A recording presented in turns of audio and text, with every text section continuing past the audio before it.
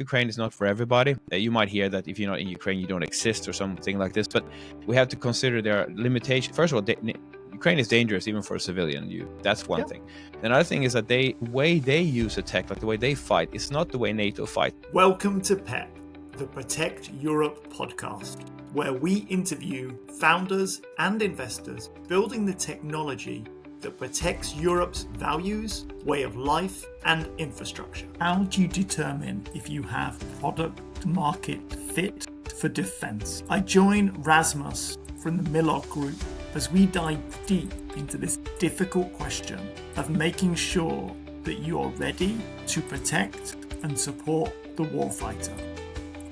Rasmus, huge thank you for joining me on the podcast. And you have quite a reputation in this space. You have a LinkedIn feed, which is clearly in Finland where the action is. If I want to find out anything that's happening in defense in this part of the world, your LinkedIn feed is my first place to go. Let's stop with the algorithms. Let's talk about your backstory. How did you get into this space? And what's that story? Yeah, thank you, Colin. Sorry for jumping in. I have a tendency to be a bit, fast on the shoot from the hip here. Well, I it's a weird thing, but I've been loving defense since, as far as I can remember. I always dreamed of being a soldier, being a general, something like this. Still something I dreamed of as a child. I did my service in Sweden. I'm brought up in Sweden. Now, it didn't really pan out that way for many reasons. It's another story maybe, but I ended up moving to Finland right after military service. I did my 11 months at the what's called Swedish Royal Marines, and then went over to move to Finland. I've been here, and then like kind of this defense perspective. Like I still like war games, like war movies, and have an interest for war things of war. It's just like it didn't go anywhere. And then when the Ukraine war happened, like years later, this is like 15 years in the future, I suddenly like what am I doing here? Like if I was 18, 19, I probably would have gone fight, and I'm happy I wasn't, because I'm alive, so that's good. But like I have this tendency, I want to do something. But I at the time also I was so uncomfortable because I don't speak good Finnish, and I was like, here's this guy from nowhere coming to. I would say I could sell weapons, I could do something like that. And it's like, should I reach out? Like I was completely out of this ecosystem, so I didn't do anything. Then suddenly I see, like a year later or something, I see that NATO Diana is a defense accelerator that's expanding to Finland in some capacity. Before that, I've been running accelerators, I think at the time, for 5 years. I've written a book about how to run effective accelerators for business. And I was thinking like in startups and deep tech. And I was like, this is the perfect thing for me. So then I contacted everybody there. And then eventually I got involved in that project. So I was there for a year. And then in there, I also saw there was a tremendous need. Like NATO Diana is a great thing. It's very useful. It helps companies. It's basically like a 6-month program. You get 100,000 euros plus another. You can apply for some more money, and it really and you get access to the whole defense ecosystem. You also have something called the Rapid Adoption Service, which helps them to sell in NATO without tendering under 300,000 euros. Very good program. But it has its limitations, and one of the limitations that bothered me was that they don't have any ability to validate technology in a military environment. And that's been like an Achilles heel. Every company you talk to, they're like, okay, yeah, this works in the lab, or it works in my backyard, but it doesn't work in real, like we don't know. And then they have to go to Ukraine, or they have to do something. And going to Ukraine is not for everybody. You might hear that if you're not in Ukraine, you don't exist or something like this, but we have to consider there are limitations. First of all, Ukraine is dangerous even for a civilian. That's one thing. Another thing is that the way they use the tech, like the way they fight, is not the way NATO fights. So not every technology is like a 1-to-1 in Ukraine. And they have a tendency to steal your equipment. They don't mind if the idea is good. They'll just do what they can to copy it and build it in Ukraine. I kind of get it. They're facing an existential threat. They're not particularly worried about copyright laws. Yeah, exactly. And trademarks. Yes, exactly. That's what it is. They're just going to basically use what works. And I think there's a really interesting thing. I just want to, not the why didn't you make it in the Swedish military part? We can talk about that later. Yeah. But more at the question around the role of the accelerator at this stage. Because when I first got interested in kind of protecting Europe and that side, and you saw this proliferation of accelerators, but part of me was kind of like, but why? Because really with an ecosystem, an accelerator is often the last thing that you do, not the first thing you look at Silicon Valley, right? It didn't just go from orchards to Intel, right? That's the myth. That's not reality. There was a huge amount of testing coming out of DARPA, microwave testing, etc., mainframe circuit boards, etc., before we got to chip design. And then we progressed onto that. And then there was the range of technology stacks. And at some point, you get Y Combinator. But you didn't get Y Combinator after Fairchild Semiconductor and Intel. Y Combinator comes much later. The accelerator is normally the last brick in the wall, not the first bit. Because otherwise, and you just described this, I think, a little bit, which is you end up accelerating these companies into nothing. Right? Yeah, Because I guess so. I get you got 300K worth of procurement, you're kind of there, but you're kind of not there as well, right? Because you haven't built out a capability that a military or a government can buy. So where do you see the framing?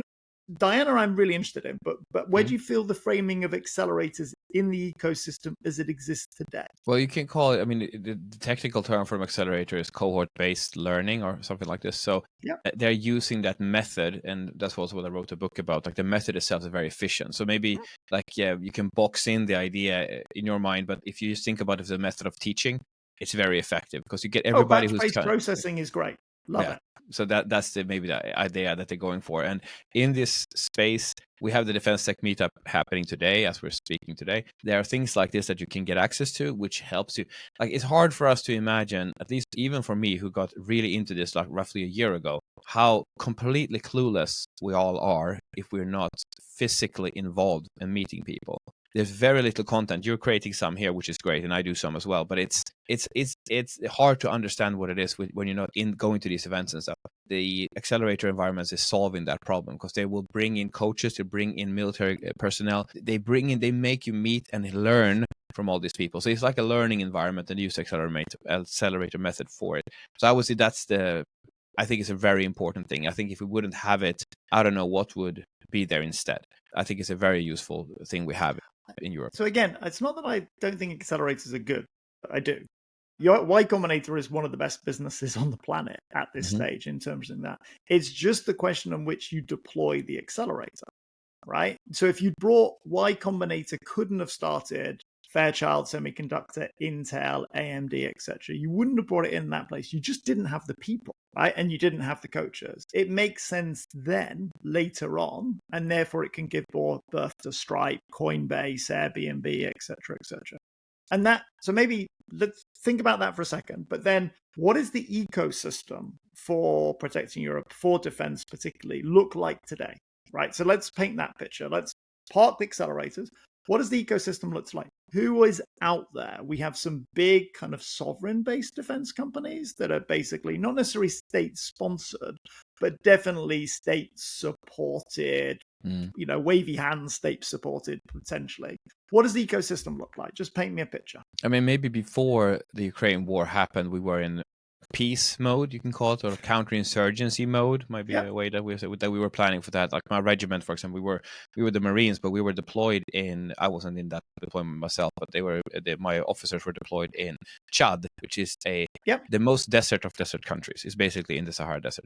So the Marines were deployed there, but they were planned for using any international actions, Iraq, Afghanistan, wherever you might need the troops. That was how the world was basically adjusting the military, or say the West. And that when that changed with the Ukraine war, so we had only the OEMs, original equipment manufacturers. They were we're basically buddy with the governments. Of course, they didn't win every contract, but it was very much an insider club, and that tradition is still part of this. So they usually have a benefit is that they get access to information about what the military needs. They know that before any startup or you or me know.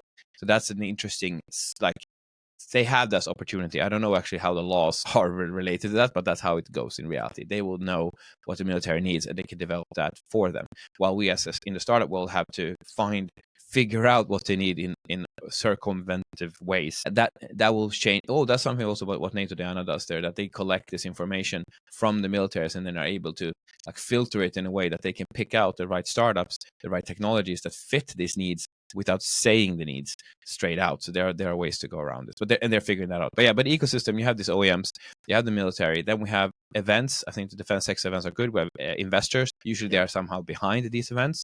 Very commonly how they are involved. And then we have regions and cities that want to attract companies or want to support them in some way or another form. But then I think an important thing that I'm noticing here is the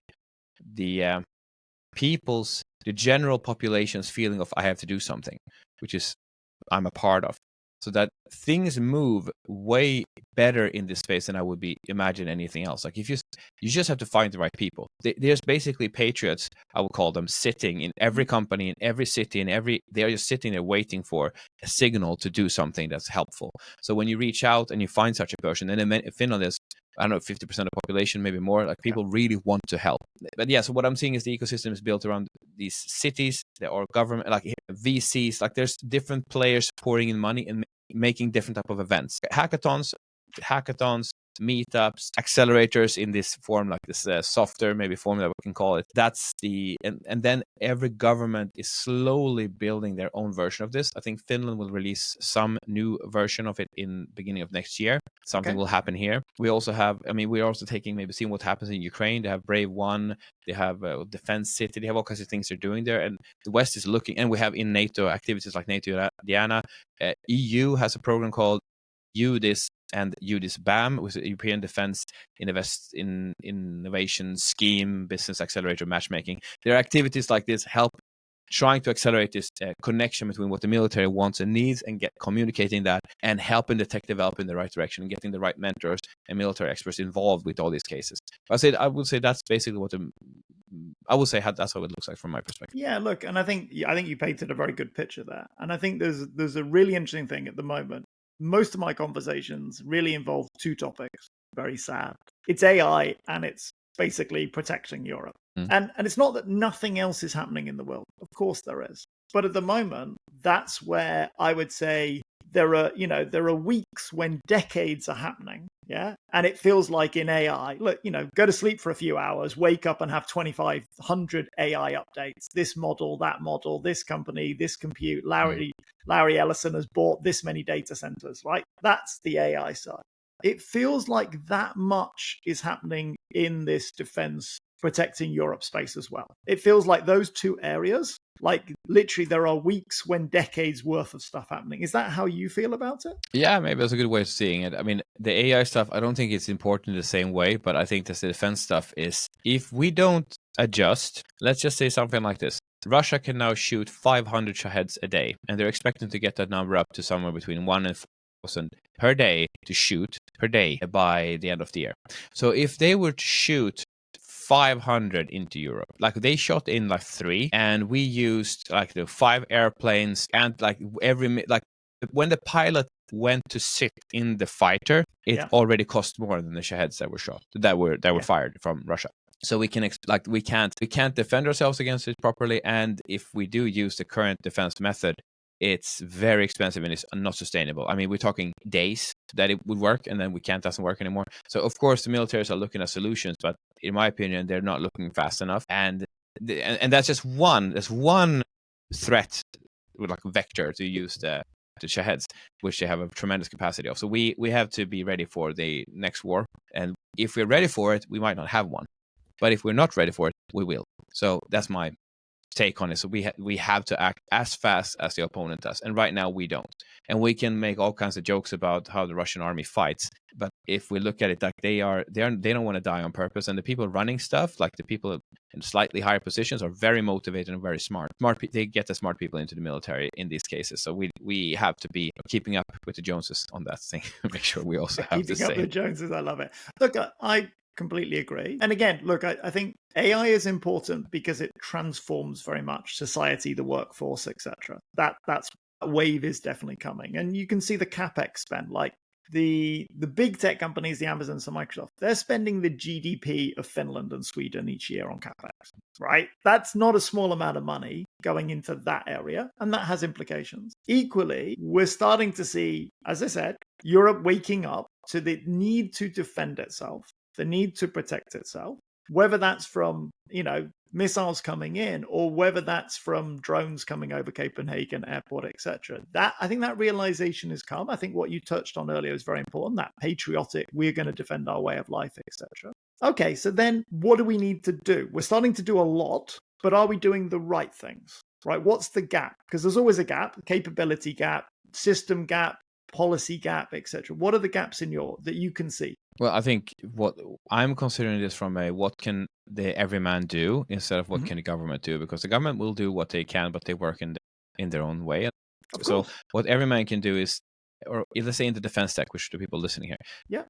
make sure that you're validated. And this is what we're working with. So that I mean, this is me explaining what we do here. But I built this with support of Millog to have a testing environment for your like validation environment with soldiers. So instead of going to Ukraine, which is not for everybody, and instead of just testing it in your backyard and going to the laboratory, like the next step, there is a gap there. The gap is, I know it works in the lab. Like I have a new vision that I can see through trees, and that's great. But I'm like, okay, but how would you use that? How is that used in an operational setting?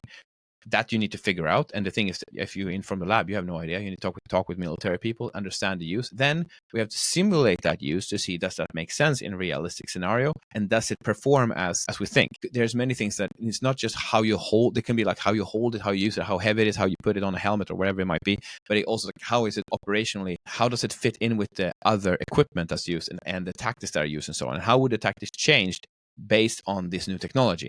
There's a lot of things going on, and it needs to be validated in a military environment. I had a customer, or a potential customer at least, talking with, and they had a really cool new thing, and they've shown it in the lab. They had a really cool lab test they showed and everything. And then I got it up there and said, oh, well, you're doing great. You have this lab test and stuff. You probably, like, I don't know if you need my help, because I will do it, in the forest with real soldiers. And like, no, we really need it, because every military guy that came up to us, it was in a booth in a trade show, and they said, every military guy that came up said, yeah, nice test, but what does it look like outside? What does it look like when you use it in the forest? What when they're moving around? What about detecting this with a drone? Like, they were using all kinds of examples here, and the company had to say, we don't know, we haven't tried it. And the thing is, they couldn't try it. Like, this was practically impossible. For Finnish people, access to military is slightly easier than your average, because there's a lot of reservists around, so you can maybe ask people for general advice on your thing, how it works.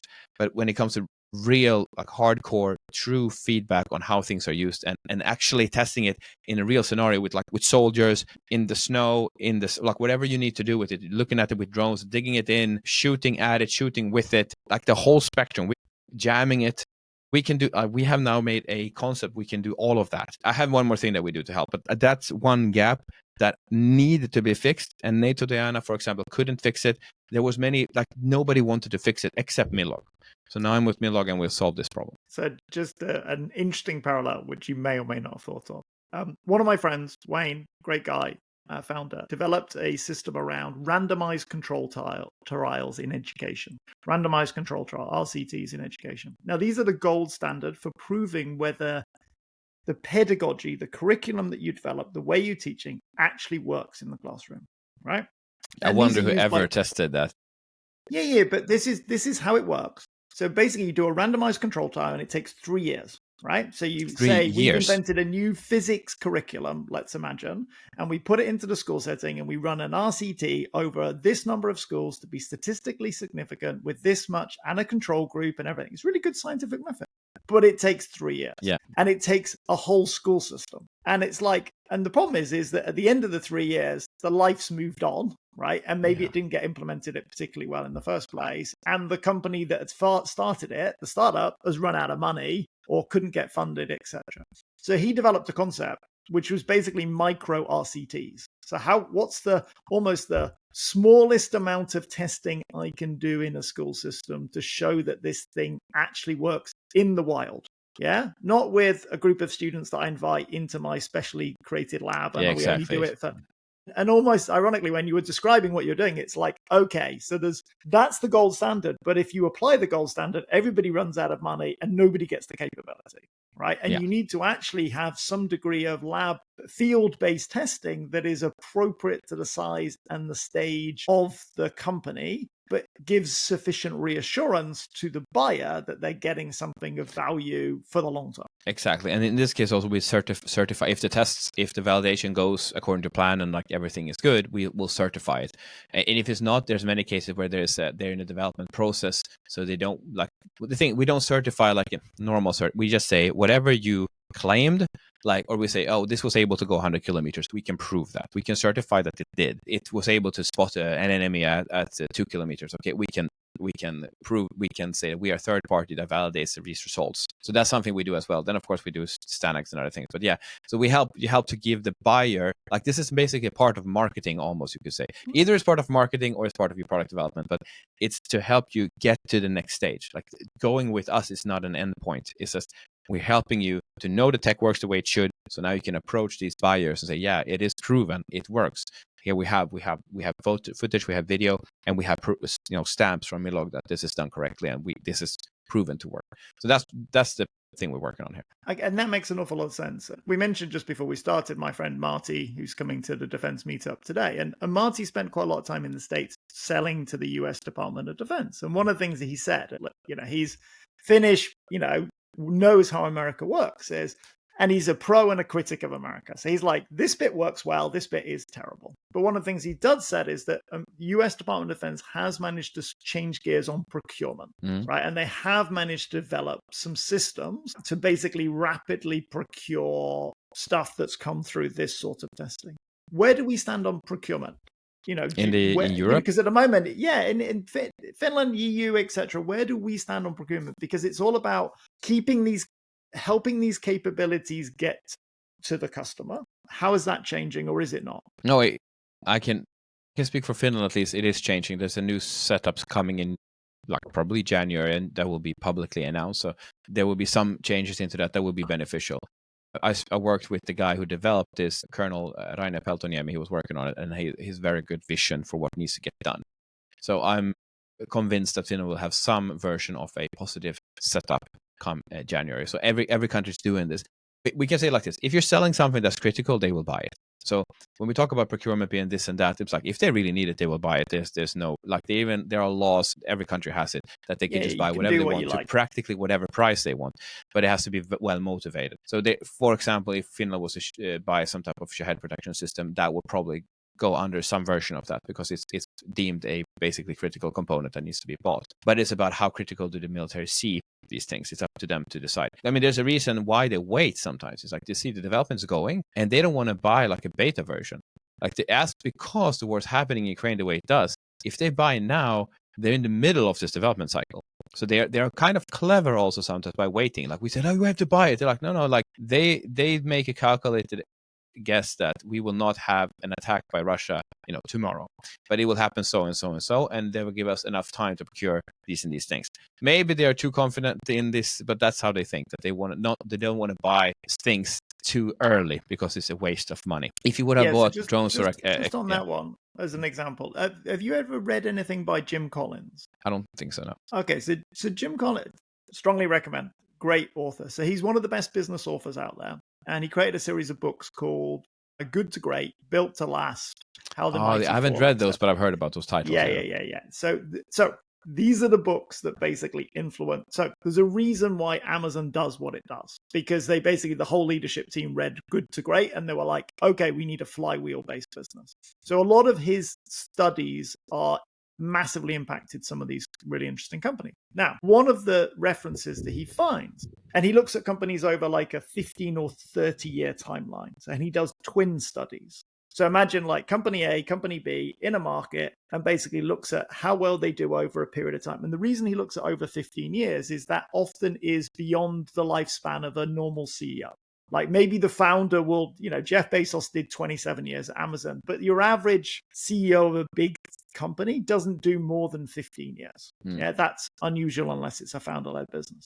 But what he found was, and it talks a little bit to what you were saying, is some of the most successful companies, they were one fad behind. So that didn't mean that they weren't pro-tech and they weren't involved in the technology and they weren't using the technology in the first way, but they weren't jumping on everything. So a good example is Walgreens, which is a pharmacy chain in the US. They had the first barcode digital scanning inventory system in America. They were well ahead of the competition, but then they didn't jump on lots of other things. So they did the infrastructure bit really well, and they had the kind of way of organizing their business really well, but they didn't jump on the latest and the latest and the latest. Yeah. And I think that's, it's interesting when you look at, militaries are effectively, I know they're country perspective, but they're big businesses, right? They're big entities. They require coordination. They require a lot of effort to do the thing that they need to do. So to be fair, a lot of those companies end up always sitting one fad behind because actually, A, it's too difficult to adopt the latest thing. And B, you end up with a warehouse full of drones that effectively are not relevant for today. Yeah. I think that's what they're worried about, or they're taking it. And the thing is, even if Ukraine, Ukraine and Russia is keeping, they're fighting new tech, but it's like, that's not all war is about. Many things is about how do you get the people to the front in an effective way? How do you get them to have food, water, ammunition? Like, there are things like this that has to work. That's possibly more important than having the latest technology. The tech does help, and this is a very tech-heavy war that we're seeing. So I think that has a huge component. But I don't think we should rest on that. Just we got our logistics set up well, because Finland really does. But they're maybe a little bit too complacent. But I can see why they have it.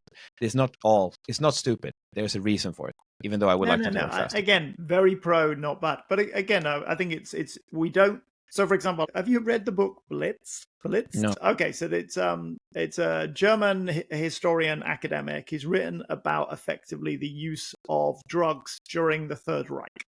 Okay. So basically, he's written a series of books, and he's not really sensationalist. He's documented. He's gone into the archives. He's looked at what Hitler's private physician was prescribing him.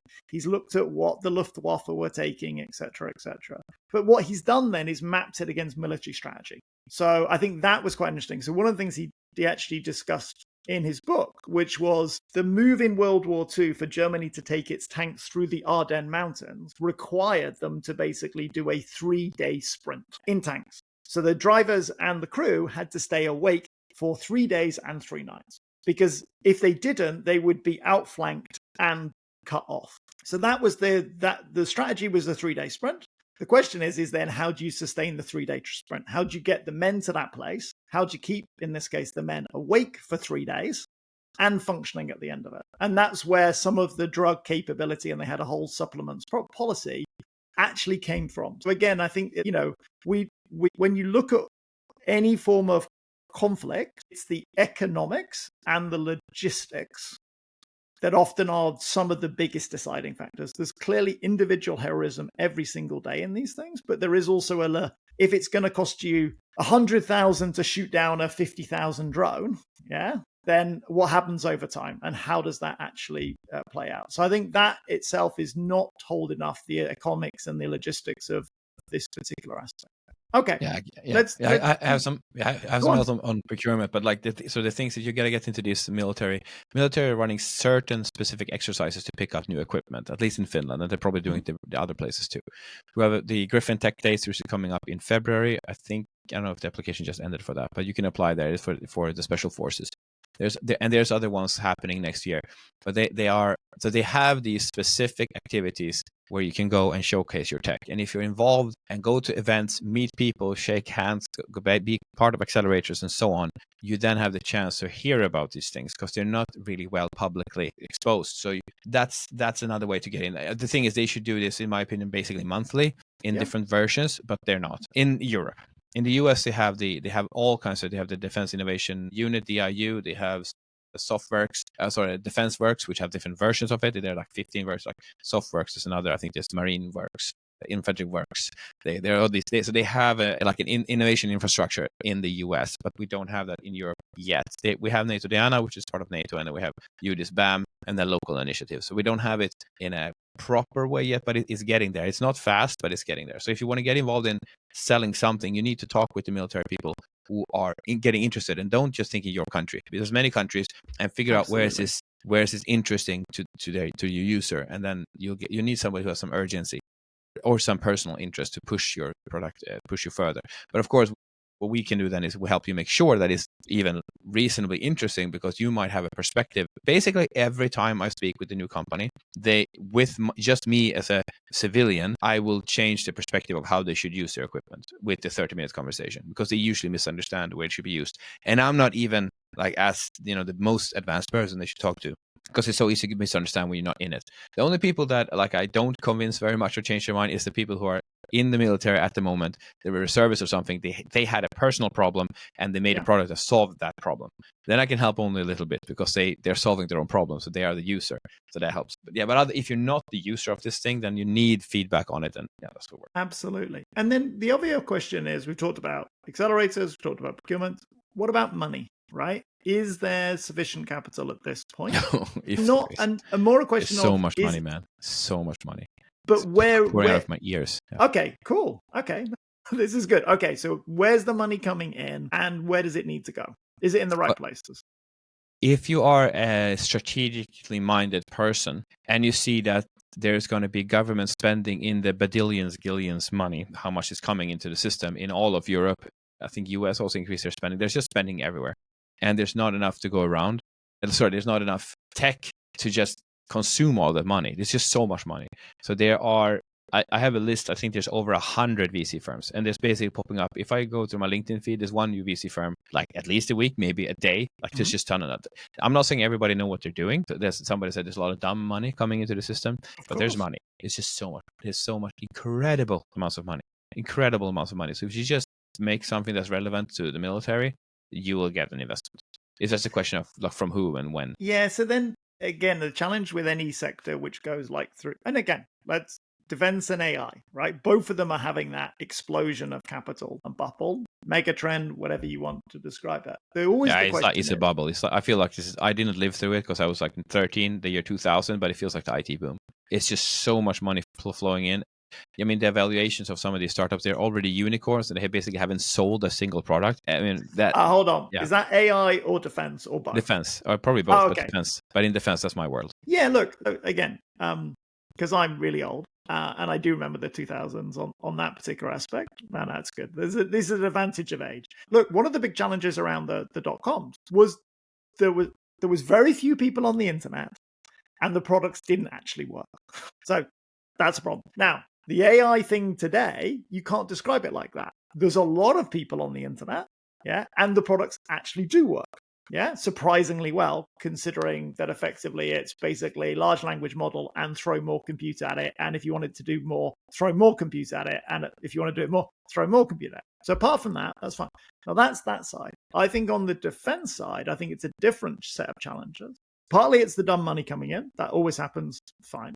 Partly then it's then the fact that the ecosystem basically is these OEMs and then these startups, and then there's not an awful lot between those two. Also, partly what's the exit, right? Because fundamentally, who's the buyer? Is the company going to go public? Is the company going to basically start selling outside Europe, or is the European market sufficient? Are the OEMs going to pay venture type multiples for some of these companies?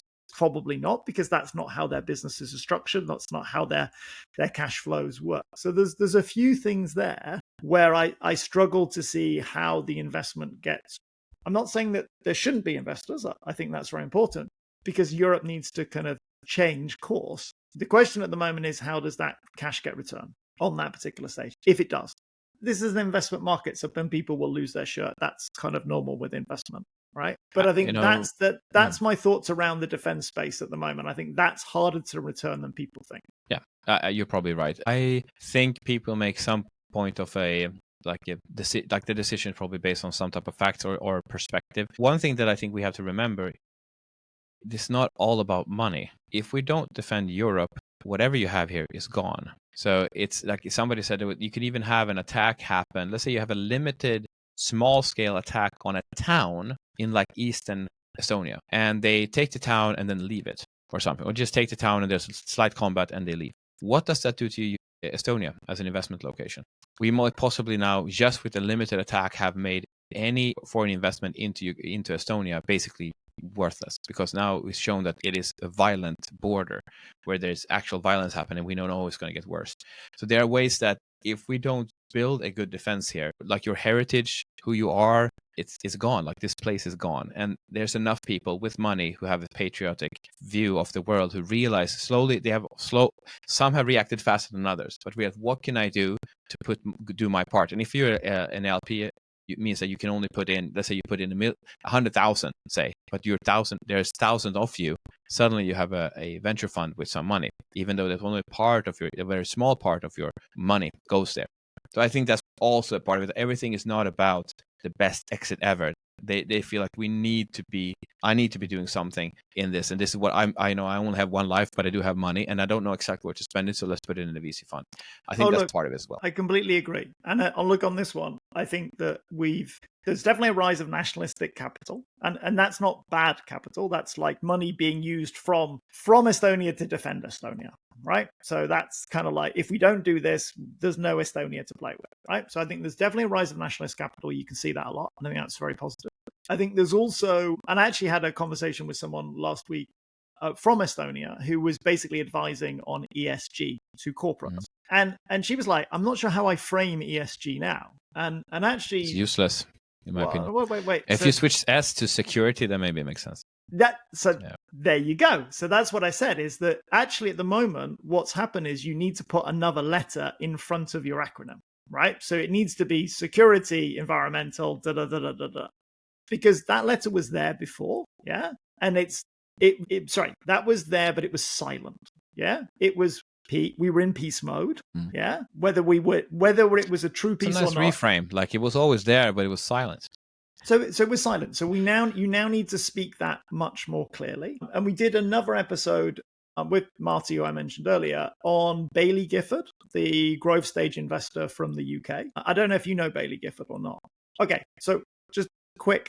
So these guys have 280 billion assets under management, right? 280. So that is not small. That's sovereign wealth territory. They have been in existence since 1907, and their first investment was in the rubber plantation that supplied the tires for the Model T Ford. So they go back a long way, early automation days. They are the second largest shareholder in Tesla. We know who the largest shareholder in Tesla is. They're the second. But they were a shareholder in Palantir, they are a shareholder in Anduril, and they're a shareholder in Tekava. Hopefully I pronounced that correctly. And what was very interesting is, again, they really reframed how they think about security over the last couple of years. Now, they always invested in category-leading companies, yeah, that they could see a first, second, or third act. So that hasn't changed.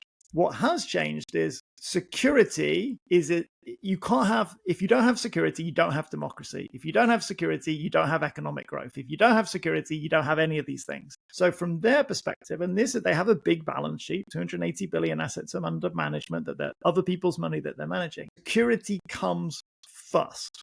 And I think this is, it's great to see, because they're one of the big boys and one of the most successful investors in the world.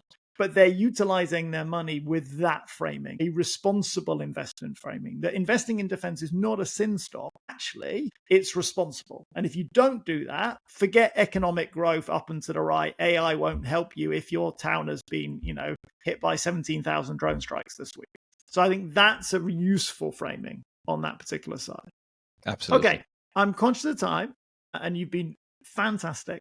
But I want to end the podcast just on who do you admire? Who in this space is doing a great job? Because it's always good to kind of end with a kind of rough shout out on which company, which founder, which investor is kind of doing a good job. And it can be here in Finland, or it can be anywhere in Europe. Well, what comes to mind is Kello. They're an interesting case. Yeah. They have been in the NATO Diana program, and they've really used it to the maximum extent.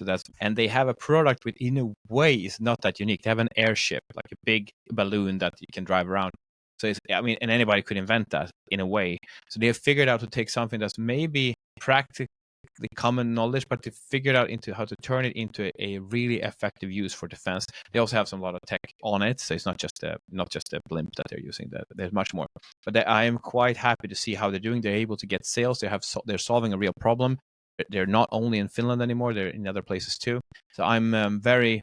That might be the one that's spontaneous. There are many others, but it's spontaneously the one that I see. It's a good one, because again, I think, if people aren't familiar, this is basically an airship-based technology. But it's not just flying an airship around because we like airships, right? It's looking at effectively analyzing the ground beneath them, looking for changes in the ground. What are they doing that you couldn't do with a drone? No, it's just up longer. Like, drones don't last very long in the air, and even if they're tethered, like they have you have to drive a car underneath it or something. And this can cover so much space. I mean, and it's loaded with all kinds of good equipment on it.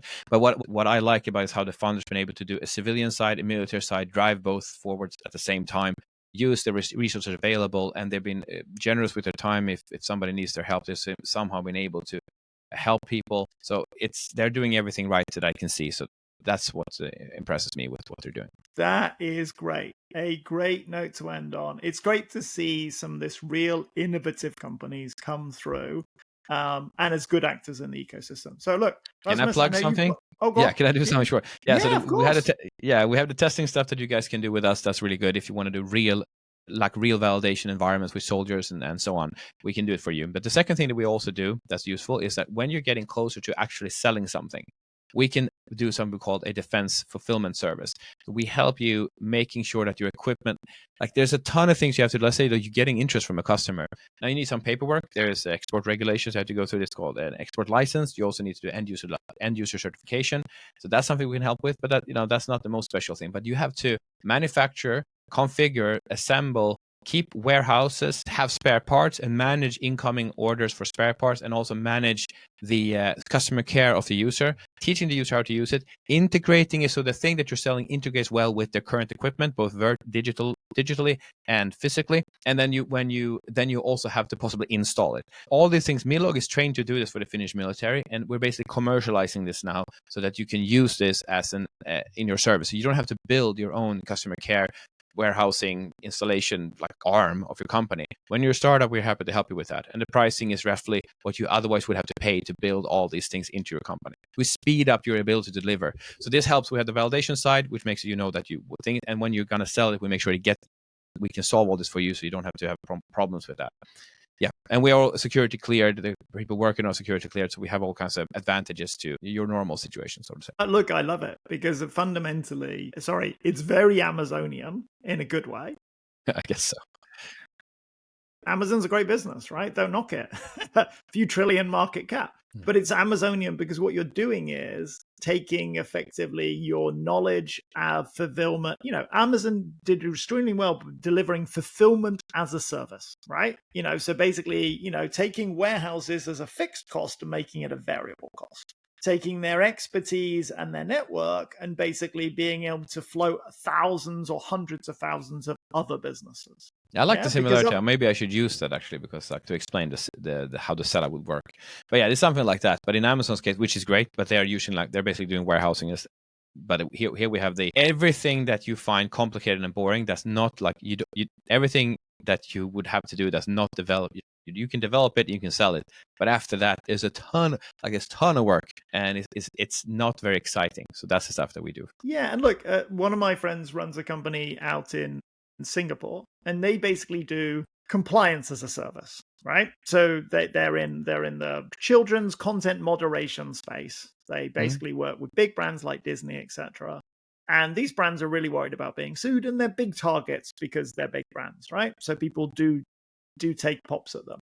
So they basically do, in this country, we make sure all your legals are right for this country, and in this country, and in this country, and in this country. So basically what they're doing is they've scaled a team of lawyers into a platform so they can do content moderation as a service, the legal side, so that you are covered in the Philippines or Vietnam. Very different legal structures, very different approaches to this sort of area. So I can see that also is a really important part. Because again, I think that's where I'm still getting my heads around this space. And I really see the startup down here, Kello, etc., building something interesting. The military or the OEM up here basically interested in buying something interesting. But then there's a gap, right? And without players like yourself doing that enable or catalyst role, like the accelerators kind of do their piece, etc. But you need people to help build those companies. Yeah, you need the investment capital, but you also need that person who's going to help you leave Intel and spin out into your own semiconductor business to then grow the rest of the ecosystem for everybody else. Interesting. Yeah. Okay, now we need to get you to your event. So big thanks, Rasmus. You've been an absolute star. Thank you very much for coming on the podcast. Thank you, Colin, for having me. Thanks for listening to this week's episode. To make sure you catch us again, please follow us on your favorite podcasting platform.